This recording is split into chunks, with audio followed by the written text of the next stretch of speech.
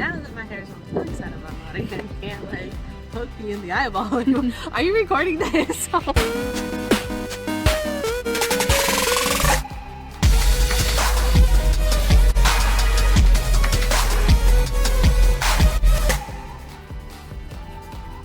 Hey everyone, it's Kaushaun with Klumpe and Company and Reiko Realty, and today I want to talk about a scenario that can happen that people tend to have questions about when they're listing their house. So if you go and list your house and a person walks through, they love the house, they make an offer, you accept, you're under contract, congratulations.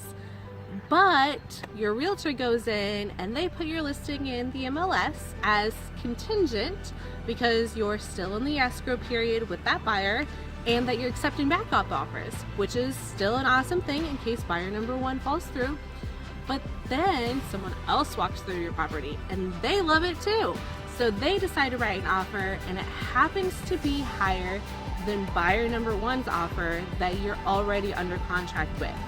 So the question comes up, can I cancel contract number one and go to contract number two that is the better offer? The answer is no, unless you want to get sued.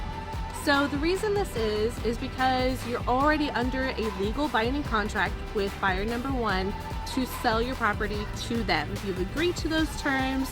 Both the buyer and the seller have a contractual obligation to go through with the contract as is, if possible. So obviously there are things that can happen that, people fall out of contract all the time. But for the specific reason of offer number two is better than offer number one, the answer is no. So what you can do is put buyer number two in that backup offer position. So you'll still sign a contract with them.